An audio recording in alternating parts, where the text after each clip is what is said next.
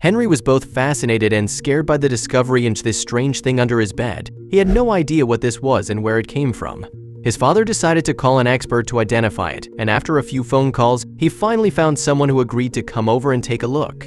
The expert arrived shortly and examined it. As he inspected this thing, his face turned pale and his eyes widened with horror. Then he said, "Sir, this doesn't look well. We need to evacuate your house." Henry's parents weren't too pleased with all this chaos in their house, especially with their little boy Henry around. None of the researchers spoke a word after hearing what this thing under Henry's bed really was. And at first sight, it just seemed to be a weird object, but after a thorough examination, they realized there was much more to it. There wasn't even time to pack their bags. They just needed to leave as soon as they could. But what was so dangerous about this strange-looking object?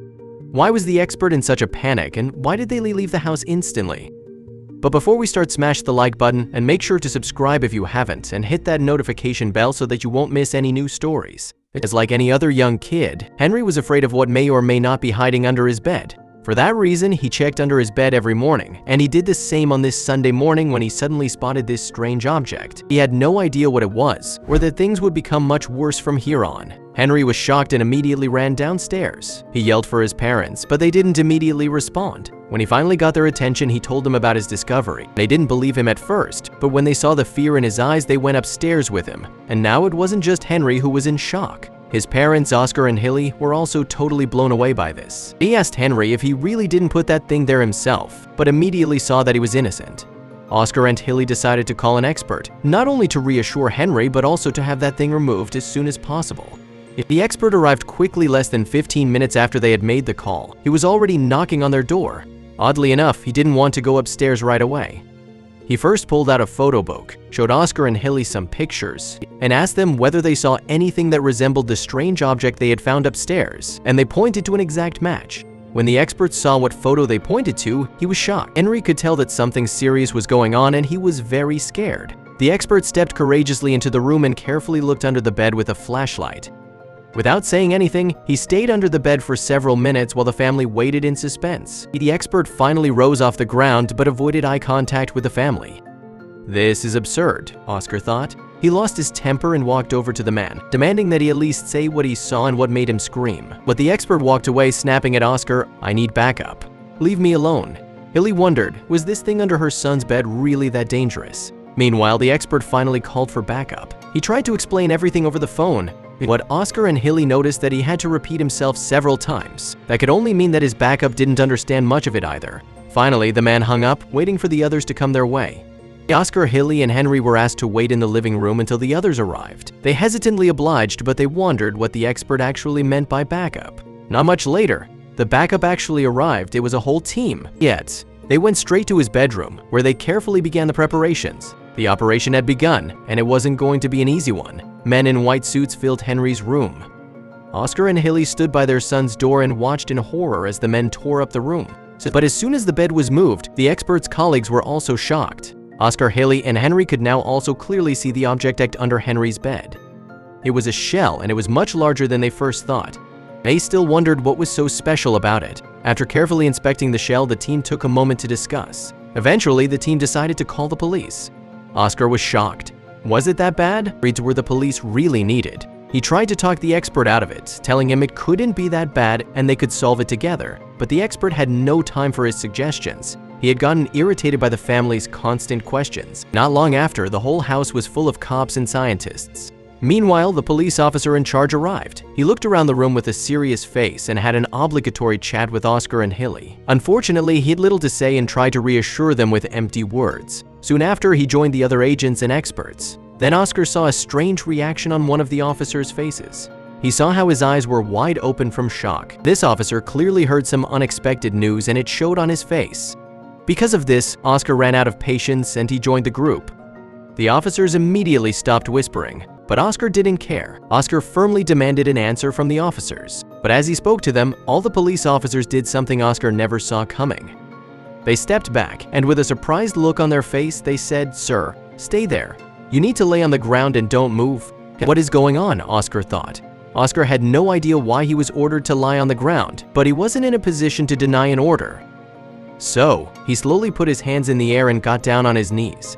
Was Oscar being arrested? Why would they do something like that? Henry was taken under arms by a somewhat normal cop who treated her sweetly, and Oscar was relieved about that. Then, he was put into a police car, and they also put Henry and his wife into another police car, but they were all separated. What was going on? After a few minutes, Oscar noticed a large group in white suits approaching and entering the house. Hours passed before anyone came to Oscar, leaving him to wonder what was happening. Finally, someone informed him, "We need to take you and your family with us, or what the heck." Was he being arrested? As the car drove away, Oscar noticed that the driver was not a police officer. It was one of those people in white suits. After a 2-hour drive, they arrived at their destination, an airport. Oscar was confused, wondering what was happening. Suddenly, he was escorted onto a waiting helicopter and taken away. He had no idea where they were going or why, but the fear and uncertainty made his heart race. As Oscar flew through the air, his mind raced with questions. Where were they taking him? Was his family there already? Despite his curiosity, he knew asking questions was useless. No one would answer him anyway. But to his surprise, suddenly a man spoke up. "We're almost there." Just 5 minutes away, suddenly he felt the helicopter descend. He looked down but couldn't make out the shapes below. What was this place? Soon after, Oscar arrived at a base camp that seemed like a military camp, but there was something different about it. He had never seen anything like it before. The strange equipment and unfamiliar faces left him with an uneasy feeling. They whisked him away into a nearby building, where they locked him up in a cell. Just 24 hours earlier, Oscar had been enjoying a peaceful dinner with his family. Now he found himself locked up in a cell, uncertain of his fate. 2 hours later, a man entered Oscar's cell, again fully packed with a white suit. He introduced himself as Alex, who claimed to work for a secret forces team.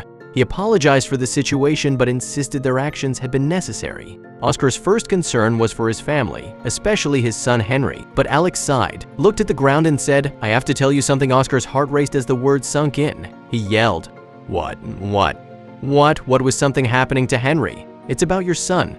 It's about your son." Alex's voice was grave as he told Oscar that he needed to regain his composure. His son had fallen seriously ill after they had arrived at the facility. What kind of shell could give his son such a bad reaction?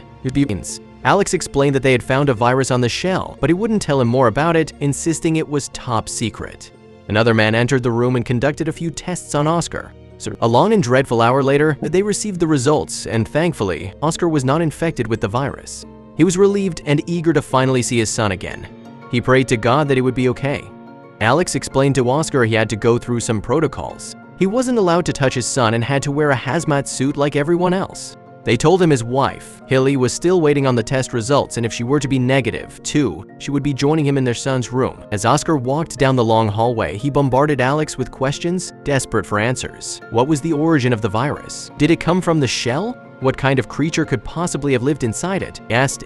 After several minutes of silence, Alex finally opened up a bit. "I can't reveal everything to you, but since your son is severely affected, I'll give you some information." As Oscar walked into the room, he was struck with disbelief at the sight of his son lying in bed, looking utterly drained and deathly pale. He was hooked to a machine, and fluid dripped through a tube. The question that kept haunting him was whether he would pull through this ordeal. The virus was not well understood, and survival rates were low, particularly for children the age of Henry. All they could do now was monitor him closely and hope for the best. Alex continued, "This virus is fairly new, and there have only been 3 cases known in the world. We're still testing various possible cures, but one really stands out. But we have no time to lose. We need to act fast, and you're the only one that can make the crucial decision." Alex suggested that if Oscar's blood was given to his son, his blood cells might adjust with Oscar's good blood cells, and it could possibly help save him. Without hesitation, Oscar agreed to do the blood transfusion and took a seat for the procedure. After they successfully filled the bag with Oscar's blood, they entered Henry's room and hung the bag of blood to let it drip into his veins. It was a waiting game now. Finally, Hilly arrived. She wore a white suit, just like the rest, and they didn't want to make empty promises. After a few minutes, Alex and the other experts left the room, but Oscar wasn't done yet, so he followed them. Oscar was eager to know more about the shell, and Alex finally agreed to tell him everything. But on one condition, he had to sign a contract promising not to divulge the information to anyone. And without hesitation, Oscar immediately agreed. He couldn't wait to know what he was about to learn. Alex began to reveal information about the mysterious shell and the virus it carried, but Oscar sensed there was more to the story. The shell was in fact a turtle shell, and it was illegally imported into their country.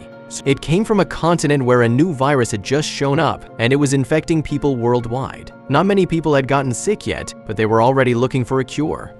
However, there was one thing that none of them could comprehend, and that was how the shell ended up in Henry's room. Oscar really wanted to find out, but he knew this was not a priority right now. He knew he had to stay calm and find a way to save his son. What is going on with my son? Is he doing better? And the doctors had good news for him. Henry was doing a lot better. He asked Alex if he could see him, eager to be reunited with his little boy. They embraced and Henry asked what had happened. He already looked a lot better than a few hours ago. Yet he had to stay the night for observation, but if everything kept improving, he would be allowed to go home tomorrow. The next day, they asked if they could finally go home. But Alex told them that was a difficult situation because their house was still in lockdown and needed to be thoroughly cleaned. Instead, they provided a temporary home for Oscar and his family where they could stay until it was time for them to go home.